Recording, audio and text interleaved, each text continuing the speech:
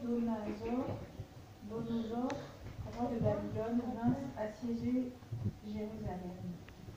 Le Seigneur lui donna la victoire sur Jéhoïakim et lui livra une partie des objets du temple Nabuchodonosor, les fit transporter en Babylonie, dans le temple de son Dieu, et il déposa ces objets dans la salle du trésor de son Dieu. Le roi ordonna à Ashpenaz, chef de son personnel, de faire venir des Israélites de lignée royale ou de famille noble, quelques jeunes gens sans défaut physique et de belles apparences. Ils devaient être doués d'intelligence et de sagesse dans tous les domaines, posséder de grandes connaissances, être capables d'apprendre la science et de bonnes constitutions pour entrer au service du palais royal et apprendre la langue et la littérature des Chaldéens. Le roi leur prescrivit pour chaque jour une part des mets de la table royale et du vin dont ils buvaient lui-même. Leur formation devait durer 3 ans, après quoi ils entreraient au service personnel du roi. Parmi les Judéens qui furent sélectionnés se trouvaient Daniel, Anania, Misaël et Azaria. Le chef du personnel leur attribua de nouveaux noms. Il appela Daniel Belshazar, Anania Shadrach, Misaël Meshach et Azaria Abed-Nego. Daniel prit dans son cœur la résolution de ne pas se rendre impur en consommant les mets du roi et en buvant de son vin. Il supplia le chef du personnel de ne pas l'obliger à se rendre impur. Et Dieu lui accorda la faveur du chef du personnel et lui fit trouver en lui quelqu'un de compréhensif. Mais celui-ci dit à Daniel: je crains mon Seigneur le roi qui a prescrit ce que vous devez manger et boire. Si jamais il trouvait que vous avez l'air d'être en moins bonne santé que les autres jeunes gens de votre âge, à cause de vous, le roi me tiendrait pour coupable au prix de ma tête. Alors, Daniel parla à l'intendant, auquel le chef du personnel avait confié la responsabilité de prendre soin de lui, ainsi que de Anania, de Misaël et Azaria. Il lui proposa: fais, je te prie, un essai avec nous, les serviteurs, pendant 10 jours. On nous sert seulement des légumes à manger et de l'eau à boire. Ensuite, tu comprendras nos mines avec celles des jeunes gens qui mangent les mets du roi. Après cela, tu décideras d'agir envers nous selon ce que tu auras constaté. L'intendant accepta leur proposition et fit un essai pendant 10 jours. Et au bout de ces 10 jours, il était manifeste qu'ils avaient meilleure mine et qu'ils étaient en meilleure forme physique. Et tous les jeunes gens qui mangeaient les mets du roi. Dès lors, l'intendant mit de côté les mets et le vin qui leur étaient destinés, et leur fit servir selon les dispositions. Dieu accorda à ces 4 jeunes gens le savoir et la compréhension de toute la littérature et de la sagesse. De plus, Daniel savait interpréter toutes les visions et tous les rêves. À la fin de la période fixée par le roi, le chef du personnel introduisit les jeunes gens en présence de Nabuchodonosor. Le roi s'entretint avec eux et de tous les jeunes gens qui lui furent présentés. Il n'en trouva aucun comme Daniel, Anania, Misaël et Azaria. C'est pourquoi ils entrèrent au service personnel du roi. Chaque fois que le roi les consultait sur une question exigeant de la sagesse et du discernement, il les trouvait 10 fois supérieurs à tous les mages et magiciens de son royaume. Daniel demeura à la cour de Babylone jusqu'à la première année du règne du roi Cyrus.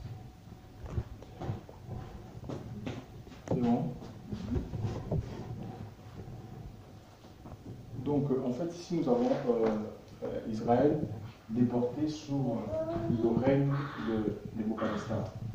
Donc qu'est-ce qui s'est passé? Ce peuple avait, quand ils sont sortis de l'Égypte, Dieu les a donné des lois. Ils avaient des lois, ils avaient l'alliance, ils avaient le culte, ils avaient des promesses. Et au lieu de persévérer dans les choses qu'ils ont reçues, quand ils sont arrivés à Canaan, ils ont commencé à imiter les uses des autres tribus qui les environnaient, ou des nations qui les environnaient. Ils vont exiger le roi, ils se sont retournés dans l'idolâtrie, la magie. Et Dieu, parce qu'avant que Dieu ne frappe une personne, il va avertir, il va interpeller cette personne. Ça peut être directement dans la parole ou de manière indirecte, ça va être par un frère ou par une prophétie. Mais ces gens, et nous voyons qu'à leur époque, le Seigneur avait suscité Jérémie pour révéler, pour dénoncer l'idolâtrie dans le but de ramener le cœur du peuple à son Dieu.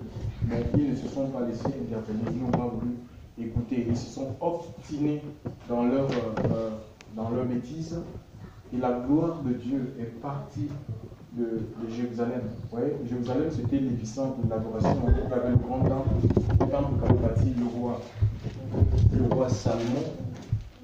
Et Dieu, à cette époque-là, à l'époque de la loi, il habitait dans ce qui était bâti de main d'homme. Donc il y avait dans ce temple la troisième partie qu'on appelait le Saint des Saints. Et c'est dans cet endroit-là que Dieu, la présence de Dieu, la gloire de Dieu résidait. Donc la gloire de Dieu étant partie, il y a Nebuchadnezzar qui est lui-même le type de Satan. Et c'est pareil aujourd'hui. Aujourd'hui, c'est vrai, autrefois, celui qui habitait dans ce qui était fait de main d'homme, non, même s'il se manifeste, Dieu peut se manifester dans cette maison par des guérisons, des libérations, des conversions. Il n'habite pas dans le type physique, il habite dans les corps des hommes. Alléluia. Il a fait de nous des temples en esprit. Alléluia. On est temples, donc la présence de Dieu est en nous et nous sommes des temples ambulants, on n'est pas des temples figés, on est des temples ambulants. On se déplace avec la présence de Dieu partout. On se déplace avec la parole de Dieu, là où on va. C'est ça. Le Seigneur dit, l'homme de l'esprit, est comme le vent. Celui qui est né de Dieu, celui qui est né de l'esprit est comme le vent dans le livre de Jean. Le vent souffle où il veut, on ne sait d'où il vient, ni où il va. Donc on ne peut pas, on doit marcher, on doit vivre sous la direction de l'Esprit de Dieu. Et ce peuple, donc, Nebuchadnezzar va se lever et il va assiéger la ville de Jérusalem, il va la détruire et en même temps il va en faire des habitants de cette ville, il va en faire des esclaves. Il va en faire des esclaves, des gens à son service, il va les déporter. Donc il ne prendra pas. Quand nous avons lu ce passage, on voit qu'il a pris des gens qui étaient intelligents. C'est pareil, imaginez un pays, il y a eu l'esclavage. Donc on retourne un peu à l'époque de l'esclavage. Les colons qui allaient dans les pays en Afrique, ils ne prenaient pas des gens qui étaient des gens fatigués, des gens malades, des gens tétraplégiques, hémiplégiques, des trisomies, non. Ils prenaient des gens qui étaient robustes, donc des gens qui étaient forts, des gens qui avaient la capacité de monter. C'est pareil. Donc il va les prendre, des gens qui avaient des capacités, des habilités en fait. Hein, des gens qui étaient capables de servir, d'être utiles pour son royaume.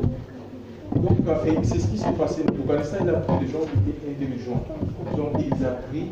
Et nous voyons qu'il y avait Daniel, parmi ces personnes, il y avait Daniel, Shadrach, Meshach, Abednego, donc avec les autres compagnons, pour servir dans le palais.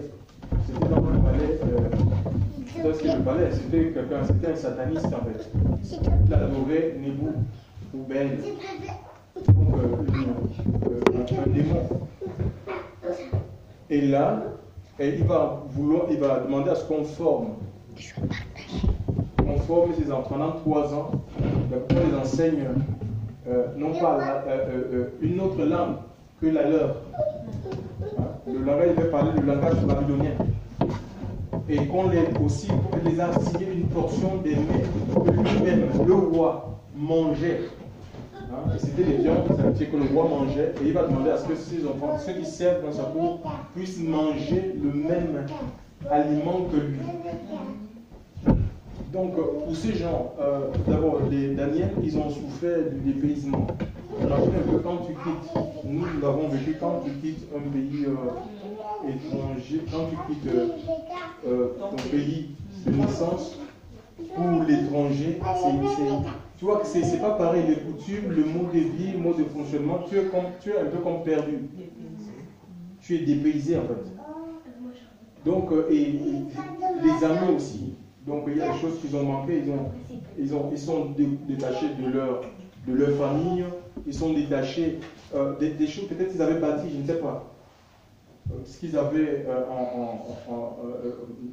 en Israël, ce qu'ils ont pu laisser là-bas en Israël.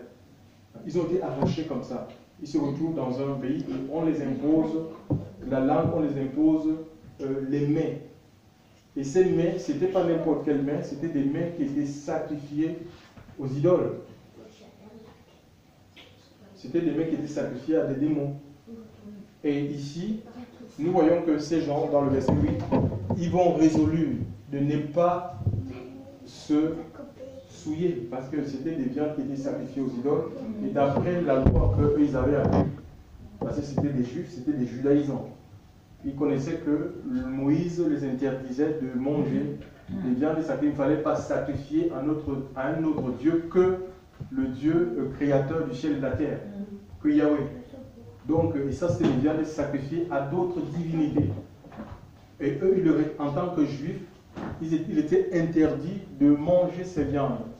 Donc, ils vont prendre la résolution de ne pas, même si le lieu n'était pas propice, c'était quand même, n'était pas chez eux, ils étaient dans le palais, où tout le monde était livré à cette pratique. Ça peut être, les viandes sacrifiées aux idoles, ça peut être quoi? Ça peut être la franc-maçonnerie. Si vous avez un président qui est franc-maçon, il vous laisse entourer des francs-maçons. Si vous êtes embauché, il va vous dire, mais vous devez faire comme moi. J'adore Satan, vous devez adorer Satan. Donc je me prosterne devant l'étoile. Vous devez vous prosterner, vous devez faire la même chose. Et les jeunes, s'ils vont dire non, pourquoi? Parce qu'ils étaient détachés eux-mêmes, ils avaient leur foi, ils avaient gardé leur foi en fait. Ils avaient foi dans leur Dieu, c'est tout ce qu'ils avaient en fait, ici là. Et l'habitude, à cause de cela, ils connaissaient la loi de Dieu. Ils vont dire non, ils ont résolu de ne pas se souiller. Et ils vont demander, c'était une tentation, c'était une épreuve qui était difficile, peut-être au-delà de leur force. Mais la Bible aussi nous dit que dans le livre de Jacques, que même si Dieu ne peut pas nous éprouver déjà au-delà de notre force, et que même si cela arrive, il va trouver un moyen de nous en sortir. Et nous voyons que c'est cette personne qui était désignée pour les donner à manger. Ils vont parler à cette personne et Dieu va toucher le cœur de cette personne pour qu'il mange. Ils vont demander à manger autre chose, donc végétarien en fait. Et parfois ce texte est souvent mal compris. Les gens disent que non, c'est Daniel ont jeûné, ils ont pris le jeûne, mais ce jeûne-là, ils mangeaient, on appelle ça comment? Ils mangeaient des végétariens en fait. Hein? Ils mangeaient des légumes, que c'était un jeûne qu'ils ont pris pour manger les légumes. Donc tu peux faire un jeûne pour, par exemple, quelque chose que tu aimes, enfin te priver un temps de quelque chose que tu aimes. Mais ici, moi quand il faut un peu rester dans le contexte, est-ce qu'ils aimaient les viandes sacrifiées aux idoles? Non.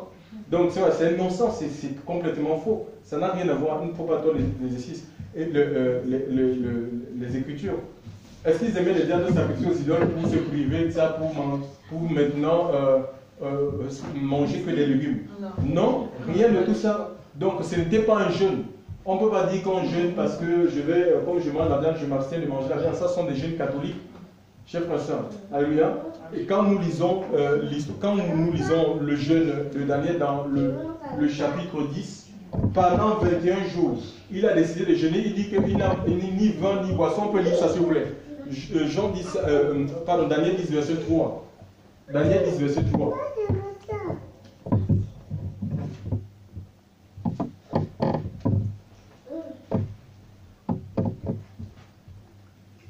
Je ne mangeais aucun mets délicat. Oui. Il n'entra ni viande ni vin dans ma bouche. Et je m'oignis point jusqu'à ce que cette 3 semaines entières soient accomplies. Donc pendant 21 jours, c'était conduit par le Seigneur. Daniel, c'était un prophète de Dieu. Il avait l'esprit de Dieu. Donc sûrement, c'est Dieu qui l'a conduit dans ce jeûne. On ne peut pas imposer ça. Vous allez trouver dans les milieux, même pentecôtistes, évangéliques, on va dire, dans telle période, on fait le jeûne de Daniel, 21 jours. Non, chers frères et sœurs, tous on n'a pas les capacités spirituelles, elles varient dans la vie des uns et des autres. Si toi tu as la capacité de jeûner 21 jours, gloire à Dieu, d'autres ils ne peuvent pas. Donc tu ne vas pas les imposer. Tu ne peux pas imposer le jeûne. Si tu peux jeûner 40 jours, c'est bien parce que tu as cette force. Mais d'autres ils n'en ont pas, chers frères et sœurs. Donc on ne peut pas en faire, sinon après c'est ça qui fait des sectes. Alléluia. On doit laisser l'Esprit de Dieu nous conduire.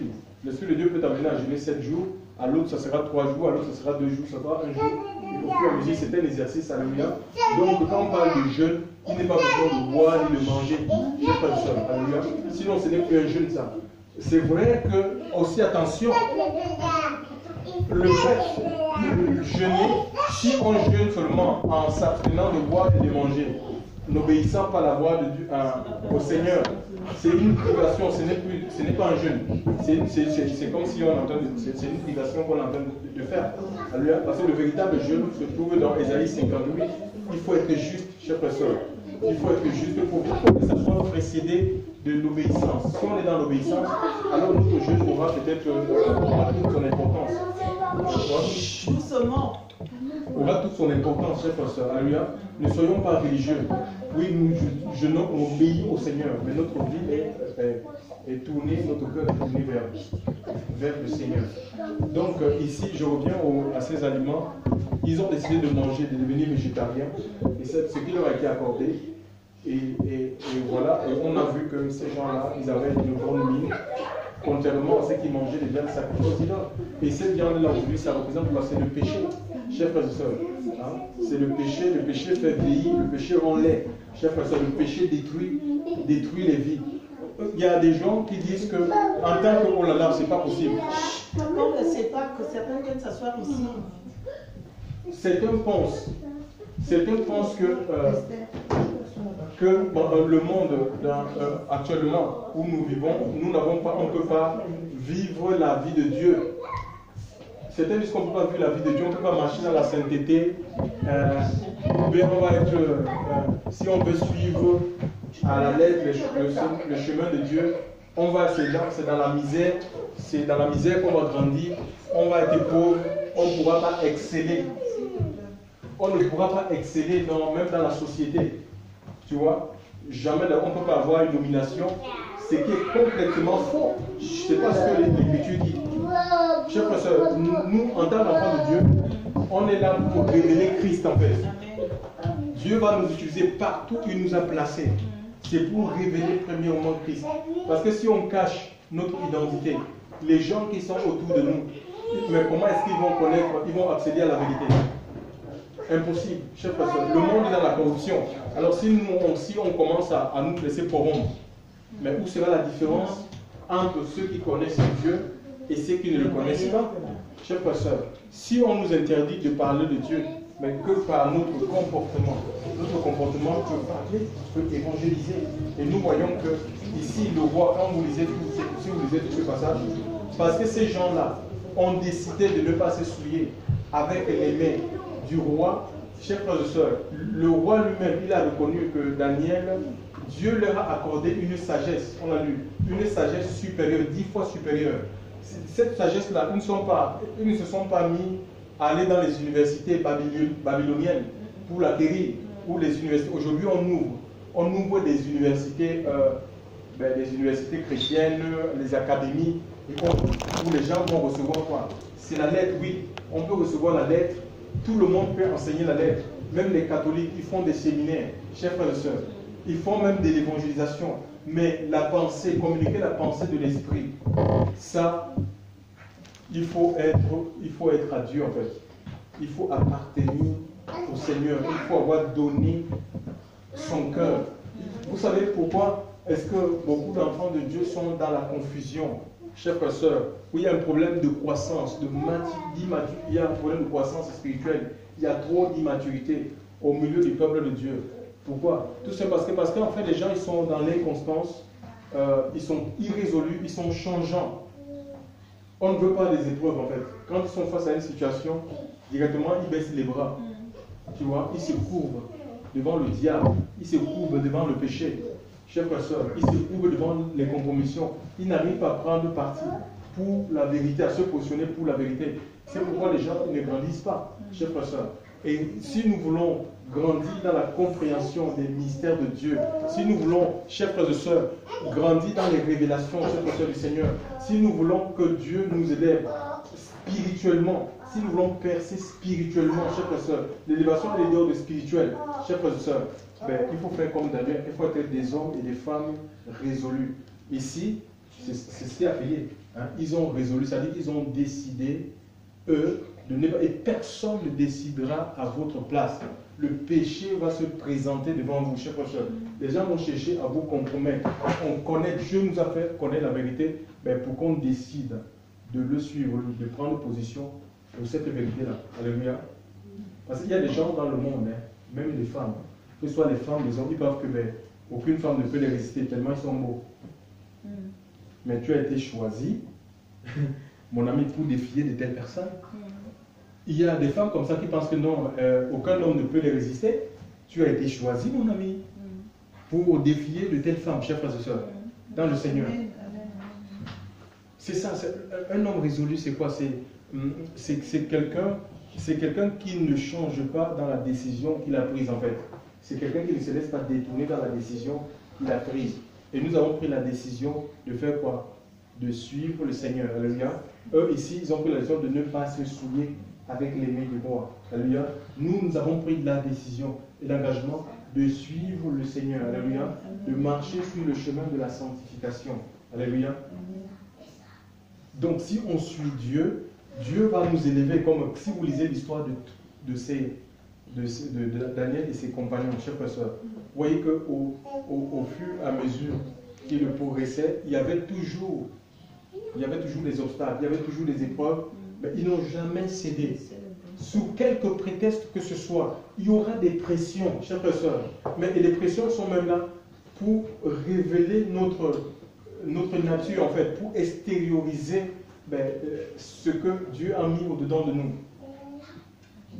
Pour extérioriser notre vraie nature. Il y aura des pressions, chers frères et sœurs. Alléluia. Il y aura des pressions. Mais on doit rester ferme, on doit rester tenace. Il peut y avoir des temps de découragement, mais tu n'abandonnes pas le Seigneur. Parce que les choses ne vont pas dans ta direction. Alléluia. Non, tu n'abandonnes pas le Seigneur. Tu restes dans les mains de Dieu. Et toutes les personnes, chers frères et sœurs, qui sont restés persévérants, déterminés, mais ils ont vu la gloire de Dieu, ils ont vu les promesses, chaque promesse que Dieu leur a fait avoir leur accomplissement. Alléluia. Parce que tout s'accomplit au temps de Dieu. Et ici, la crainte que Daniel et ses compagnons, la détermination qu'ils avaient, mais ça les a valu des grandes victoires. Ça les a valu des distinctions. Plus a dit que Dieu ne lève pas. Le Seigneur les a élevés, chers frères et sœurs. Et même le roi a dit que ce roi-là, il avait dit que c'est le Dieu de Daniel quand on les avait jetés sur la fournaise Adam. Et que ces gens ne sont pas morts. On pensait qu'ils devaient être cramés, tout ça. Non, ils ne sont pas morts. Il a dit qu'il reconnaît que c'est le Dieu de Daniel qui est le véritable Dieu et que tout le monde devait adorer ce Dieu. Que celui qui n'adorait pas ce Dieu serait exterminé. Vous voyez, regardez un peu comment Dieu peut changer le cœur d'une personne, tout simplement. Est-ce que ces gens-là, ils avaient évangélisé? Non. Ils n'avaient pas évangélisé, chers frères et sœurs. Alléluia. Ils n'avaient pas organisé des grandes croisades d'évangélisation pour attirer les masses à Dieu. Non, tout simplement parce qu'ils ne sont pas allés dans la direction du roi. On a dit, ben, on va chauffer la fournaise 7 fois, on les a jetés. Ben, ces gens-là n'étaient pas brûlés. Le roi dit, mais c'est pas possible. Il n'y a que Dieu pour accomplir ce genre de miracle. Alléluia. Et il a reconnu que Dieu... Donc parfois, ce sont nos décisions, chers frères et sœurs. Hein? Et nous devons vraiment nous décider de suivre le Seigneur. Alléluia. Nous devons décider de ne pas nous souiller. De ne pas nous souiller. Ça veut dire qu'il y aura des occasions. Parce que Dieu n'a pas changé. Le monde reste le monde. Alléluia. Il y aura des gens qui vont chercher à nous entraîner dans des choses qui ne sont pas de Dieu. C'est à nous de dire non. Oui, de tenir ferme. Alléluia. De tenir ferme et nous allons voir la gloire de Dieu. Alléluia. Nous allons voir la gloire de Dieu comme Daniel et ses 3 compagnons. Alléluia. Le Seigneur n'a pas changé. Il est le même. Alléluia. Donc on ne peut pas accuser dans tel endroit ou dans tel pays, il y a trop de péchés. Je suis obligé de faire comme tout le monde. Non, on ne peut pas faire comme tout le monde parce qu'on n'est pas tout le monde. Alléluia. On n'est pas tout le monde et nous avons besoin. Ouais, avec le Seigneur, c'est une vie de renouvellement en fait. Dieu veut nous renouveler intérieurement. C'est au-dedans de nous. Alléluia. C'est Dieu qui nous renforce, c'est son esprit en fait. Hein, même la sagesse, ça vient de Dieu en fait. C'est Dieu qui communique la sagesse, l'intelligence pour comprendre. Il y a des passages que tu vas comprendre en lisant directement parce que ce n'est pas codé en fait. Et il y a d'autres passages qui sont codés en fait. Qui sont des symboles et nous avons besoin de l'éclairage de l'Esprit Saint. Et ça, il n'y a que le Seigneur. Hein, il va utiliser peut-être un frère, mais toi-même personnellement, alléluia, Dieu va te donner l'illumination chaque soeur. Alléluia. Et c'est comme ça que tu vas grandir. Ta foi sera stable. Alléluia. Hein? Ta foi sera stable. Alléluia. Et nous avons besoin de grandir tous les jours. Personne n'est arrivé. Même moi-même qui suis en train de vous parler. Alléluia. On ne connaît pas grand-chose sur Dieu. C'est par portion. Alléluia. C'est en partie. C'est en partie. Et on a tout à découvrir. Et tous les jours, restons comme des enfants. Alléluia. C'est le chemin de l'obéissance. Alléluia. C'est le chemin de l'obéissance et nous allons vivre les miracles, les guérisons. Dieu va élever, il va se glorifier puissamment, chers frères. Le Seigneur ne va pas sortir du monde pour que on mène une vie confuse. Non, une vie confuse. Ou bien tu factures à Dieu, mais tu continues à vouloir diriger toi-même ta propre vie, à vouloir faire des choses par toi-même. Alléluia. Hein? Si Dieu a mis un projet, chers frères, si Dieu t'a fait une promesse, par exemple, je prends par exemple la promesse du mariage. J'ai eu un frère avec qui on a discuté, il me dit, oh oui, le Seigneur lui a montré son épouse, mais en fait, et il dit, oh, j'ai pas assez de moyens, machin, tout ça. J'ai dit, mais c'est comme si c'était encore toi, Dieu, c'est Dieu qui te marie. Donc ça veut dire que Dieu va pouvoir, indépendamment de ce que toi tu peux avoir, ce que tu as. Si Dieu dit, je te donne un appartement, il va te donner les moyens de payer cet appartement, je vous assure. C'est comme ça que ça se passe. Même si tu n'as pas l'argent, comment est-ce que tu vas reconnaître l'œuvre de Dieu dans ta vie? Il faudrait que tu sois dans une situation de faiblesse. Chers frères et sœurs, que non, et là tu pourras dire, mais c'est avec l'aide de Dieu. J'ai obtenu telle chose avec l'aide de Dieu. Quand je suis venu ici en France, c'était pas évident. J'ai été chassé dans ma famille. J'habitais Pérol.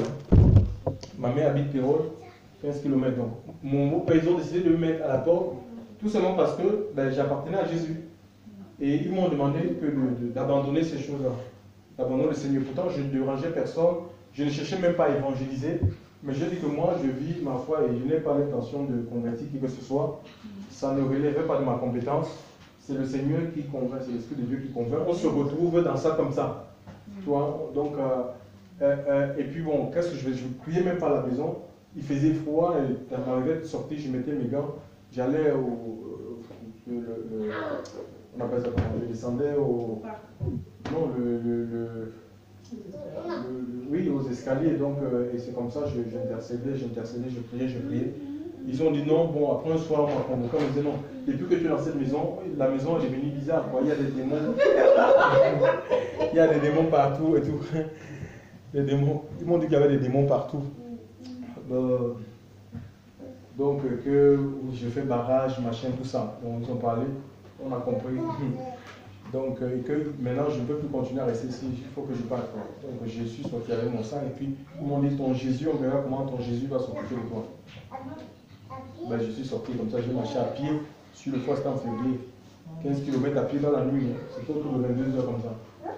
Dans la nuit jusqu'à Montpellier. Donc, j'avais une soeur qui habitait à Montpellier, qui m'a payé. Donc, et puis, après, le Seigneur m'a ouvert une porte, il m'a donné un travail. Je n'avais rien du tout. Donc, et puis, j'ai commencé à. Je cherchais un appartement en fait. J'avais un CDD de 4 mois. Je cherchais un appartement. Donc, il y avait un compatriote qui habitait aussi. Il a dit il y a une dame qui avait été magistrate.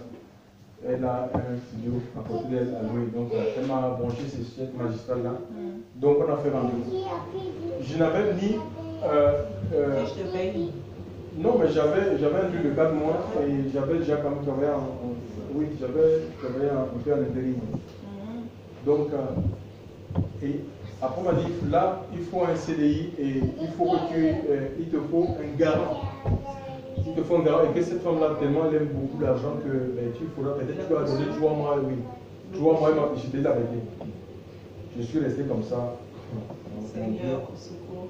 Non, j'ai prié. J'ai prié. Après, je sais pas, j'ai ma mère qui, à minuit, donc j'ai demandé, je les ai appelés, que vraiment si mon groupe peut me prendre le cautionnaire, que j'ai trouvé un appartement, ils ont dit jamais. Ils ne peuvent pas. Je viens intercéder, ma soeur. J'ai intercédé la nuit, j'ai dit Seigneur, si c'est ta volonté que j'ai cet appartement, tu vas toucher, que ce soit lui, il peut changer son corps, tu touches le cœur de ma mère. Si c'est eux, des bonnes personnes, ou tu touches une autre personne. Je dis que c'était, je sais pas, 2h du matin, mon téléphone sonne. C'est ma mère dit, je vais venir dans ton rendez-vous là-bas, je vais me porter cautionnaire pour toi. Tu vois.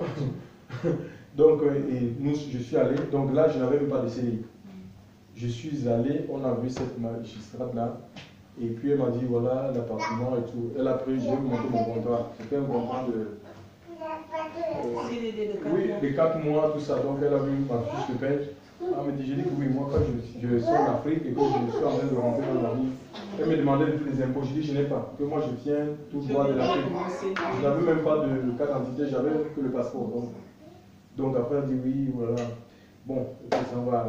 Elle m'a dit, bon, voilà, je vais te laisser cet appartement et je vais te prendre qu'un mois de caution en fait, pour t'aider à t'installer quoi. C'est comme ça que ça s'est, tu vois. Oui, un mois de caution et un mois de loyer de suite. Oui, un mois de loyer. Elle a même pris la moitié, elle a pris un mois de caution et elle a pris le loyer, la moitié en fait. La moitié du loyer, oui. La moitié du loyer, je n'ai pas payé grand chose quoi. Elle m'a dit, comme ça va t'aider à t'installer. Tu vois comment Dieu a touché le cœur de l'homme. Donc c'est comme ça. Le cœur de ta mère et le cœur de la dame. Oui, la dame quoi. Donc c'est comme ça que ça s'est passé en fait. Donc le Seigneur il est souverain. Alléluia. Le Seigneur est souverain. Il tient tout entre ses mains. Même si le monde est sous la domination de Satan, Jésus est tout puissant et Seigneur. Alléluia. Il est le maître des temps et des circonstances. Nous devons lui faire confiance, cher pasteur. Et si Dieu parfois permet des choses dans notre vie, c'est parce qu'il veut tout simplement nous instruire à lui. Hein? Parce qu'à quoi nous servir, ça va nous servir d'avoir une stabilité apparente, matérielle, visible, et qu'au fond de nous, on est malheureux. On n'a pas on est sans paix, on est sans joie. Il n'y a pas la présence de Dieu. Alléluia. Notre vie n'est pas à part de lui. Alléluia. Donc, voilà, soyons des hommes résolus. Alléluia. Et ça va payer en fait. Ça va payer, ça a payé pour les Daniel. Ils sont allés d'élévation en élévation, de distinction en distinction, de victoire en victoire, chaque fois de ça. Alléluia, c'est la même chose, Dieu n'a pas changé. Et si on suit leur exemple, alléluia, on ne se laisse pas déstabiliser. Les gens vont essayer de vous déstabiliser dans votre part, tu ne peux pas rester comme ça. On va chercher, on va vous demander même de faire du trafic, de rentrer dans la corruption. J'ai l'exemple avec ma fille, elle n'est pas là ce soir. Sandra, on est allé au Cameroun, donc on voulait la faire venir ici. Il y a un pasteur qui nous a dit, et c'était une période où les passeports étaient devenus rares. Les gens achetaient des passeports à 700 000 euros, quoi, en fait. 1000 euros, 1200 euros pour avoir un passeport. Pourtant, le passeport, à l'époque, ça coûtait même pas 77 euros. Il dit, j'ai le réseau, et moi, je suis allé au commissariat, il dit non. J'ai dit, mais je vais m'étonner qu'un pasteur me propose des choses comme ça. En me disant que mais c'est pas possible. J'étais choqué. Je suis allé à l'immigration et il y a une dame qui est sortie en me disant que si quelqu'un vous vend un passeport, que c'est un faux, qu'il n'y a pas, elle m'a conseillé d'attendre, qu'il faut attendre, ça va se passer. Ils avaient mis en place ils voulaient faire des passeports de la CEMAC. Donc on retirait les passeports des pays américains, évidemment. Voilà, pour mettre ces passeports, les passeports de la CEMAC en place. C'est cet homme m'a dit ça, que si on te pense que ce n'est pas un bon passeport, attention. On est revenu ici en France. Donc on a fait une demande légale de regroupement familial. Il y a, et Dieu nous a montré des visions que Sandra était avec nous ici. Mon épouse est témoin, que Sandra était avec nous ici en France. Il y a une autre dame, une Camerounaise, des gens qui sont complètement dans la corruption. Elle me dit qu'elle a un réseau. Elle a un réseau, on doit donner si c'est 2500 euros. Elle fait venir notre fille. J'ai dit non, que moi, je veux la légalité. J'appartiens au Seigneur. Je appartiens au Seigneur, je ne veux pas. Je dis que mais oui, après, comment on va se retrouver dans les tracasseries avec l'histoire des papiers, machin, sans papier. J'ai dit non, je veux, mais peu importe le temps que ça va prendre. J'appartiens à Dieu. Si elle doit venir ici, elle viendra. Donc, et bien voilà, légalement, elle est venue. Il y a l'ambassade qui l'a appelé, dit qu'elle peut venir avec le passeport chez le visa. Donc ça prend du temps, mais mon ami, ça vaut la peine pas. Tu vois un peu. Donc, ce que Dieu sécurise ses enfants. Donc, restons confiants chaque fois. Parce que si vous entrez dans la fausseté, vous n'allez pas être bien. Combien de fois, quand je n'avais pas de permis, combien me disaient oui, tu peux faire venir le permis de l'Afrique, tu peux. Non, chaque fois ça. Restons attachés au Seigneur. Il est celui qui fait toutes bonnes choses à son temps. Il est fidèle. Et si nous restons fidèles, mais il agira fidèlement dans nos vies. Que son nom soit glorifié. Seigneur, pour tout ce qu'il fait. Donc voilà, résolu, chers pasteurs. Soyons fermes, décidés de dire je vis la vérité. Peu importe ce que ça peut me coûter, même si ça doit me coûter mes amis, même si ça doit te couper, tous les gens se détachent de toi. Mais oui, mais au moins, si tu es à quoi c'est d'être, tu es entouré, mais tu es malheureux, sans la présence de Dieu. Alléluia. Ce qui est plus important, c'est la présence de Dieu. Si Dieu te quitte, c'est terrible. Hein? Alléluia. Si Dieu te quitte, c'est la porte à Satan. C'est une porte qui est ouverte complètement à Satan et aux démons. Nous voulons dire à Dieu merci. Demandons que chacun va prier pour sa vie. Chacun connaît sa vie, chaque fois ça. Et demander vraiment l'aide de Dieu. Alléluia. L'aide de Dieu, que le Seigneur puisse nous aider. Nous avons besoin d'être portés dans nos marches, par le Seigneur. Alléluia. On fait des bons choix pour rester fidèles, attachés à sa parole, Seigneur. En ce soir encore, nous voulons te bénir, Seigneur. Nous voulons louer ton nom, Seigneur. Nous voulons te rendre grâce. Nous ne voulons pas nous détourner de tes voies, Seigneur. Si quelque prétexte que ce soit, Seigneur, rends-le véritable. Que vraiment ce soir, que ton action soit forte et puissante au milieu de nous, Seigneur. Révèle-toi une fois de plus. Révèle ta gloire, Seigneur. Révèle ta gloire dans nos vies. Seigneur, nous voulons aller de victoire en victoire. Seigneur, de transformation en transformation, d'élévation en élévation, de gloire en gloire. Que la puissance de ton esprit en ce soir, mon Dieu, mon Père, Seigneur, habite nos cœurs, habite nos vies. Seigneur, nous voulons, Seigneur, te demande de nous embraser. Nous voulons des hommes fermes, ténaces, face à l'adversité, face à l'opposition. Seigneur, que rien ne nous détourne de tes voies. Au nom de Jésus-Christ de Nazareth, Seigneur mon Dieu et mon Père, Seigneur, que la puissance de ton esprit tombe, Seigneur Dieu, encore ce soir, dans nos vies, dans ce lieu, Seigneur. Et que le monde et ses attraits, n'aient aucune prise sur nous. Au nom de Jésus. Merveilleux Maître, merci Seigneur, pour tout ce que tu fais.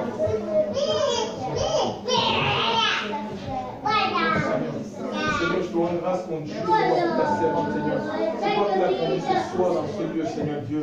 Je prie dans ce soir, mon Dieu, mon Père, par rapport à la décision, Seigneur, qu'elle a prise, mon Dieu, mon Père, Seigneur, de se ranger, Seigneur, de ton côté, Seigneur Dieu Père, de se plier à ta sainte volonté. Je prie en ce soir que, mon Dieu, mon Père, cette force soit renouvelée. Renouvelle, mon Dieu, mon Père, Rosalie, Seigneur, dans sa vie intérieure. Renouvelle-la, Seigneur. refais sa foi, Seigneur, dans le nom de Jésus. Que les eaux de ton esprit, Seigneur, se répandent maintenant dans sa vie, au nom de Jésus. Seigneur, mon Dieu, mon Père, Seigneur, que toute activité, mon Dieu, mon Père de l'ennemi, dans sa vie, soit consumée par le feu de ton esprit, au puissant nom de Jésus de Nazareth. Seigneur, mon Dieu, mon Père, Seigneur, merci d'augmenter sa foi. Seigneur, mon Dieu, mon Père, Seigneur, Dieu Père, et que rien ne la détourne de tes voies, Seigneur. Apprends à compter sur toi. Tu es le Dieu de l'impossible. Seigneur, tu as accompli l'impossible, mon Père, Seigneur, dans sa vie, Seigneur. Tu fais quelque chose qui l'étonne, qui l'émerveille, Seigneur Dieu. C'est toi qui ouvres les portes. Seigneur, mon Dieu, mon Père, Seigneur Dieu Père. Tu ouvres les portes, tu connais ces prières secrètes. Grand Dieu véritable, tu agis et tu te manifestes. Pour la gloire de ton nom et le témoignage de ta parole dans le puissant nom de Jésus-Christ de Nazareth. Père, je te rends grâce parce que ton Esprit Saint est à l'œuvre. Dans le nom de Jésus, j'ai ainsi prié. Amen. Seigneur, mon Dieu, mon roi, Seigneur, nous prions ta servante, Dieu. Seigneur, tu restaures son corps, tu restaures son âme, tu restaures son esprit. Seigneur, mon Dieu, mon Père, Seigneur, tu la libères, Seigneur Dieu Père. Tu la libères de toute emprise. Je brise au nom de Jésus de Nazareth la puissance de l'oppression. Je brise l'oppression. Je brise l'oppression dans sa vie. Je brise l'oppression dans sa vie. Au nom de Jésus de Nazareth. Seigneur, quelles que soient les condamnations qui pèsent sur elle, Seigneur, nous libérons ces condamnations à la puissance de ton esprit. Au nom de Jésus de Nazareth. Seigneur, que ton règne devienne évident, Seigneur. Que ton règne devienne évident, Seigneur. Tu es le Dieu qui guérit. Tu es l'Éternel qui guérit. Tu es l'Éternel qui guérit. Seigneur, tu guéris son corps. Tu guéris son âme. Mon Dieu, mon Père, Seigneur. Tu guéris son esprit. Tu délivres ta servante, Seigneur, de cette sensibilité, Seigneur Dieu. Que par rapport à la lumière, Seigneur, aux anges, au nom de Jésus. Père, tu as commencé une œuvre dans sa vie, Seigneur. Tu parfais cette œuvre. Je te rends grâce, Seigneur, parce que tu es à l'œuvre. Au nom de Jésus-Christ, Seigneur, un renouveau de ton esprit, Seigneur. Un renouveau de ton esprit dans sa vie. Sois béni, Seigneur, pour tout ce que tu fais. Oh, à toi la gloire, à toi l'honneur, Seigneur. À toi l'élévation. Dans le puissant nom de Jésus, nous avons ainsi prié. Merci, Seigneur, merci, Seigneur. Merci. Nous te disons merci, Seigneur.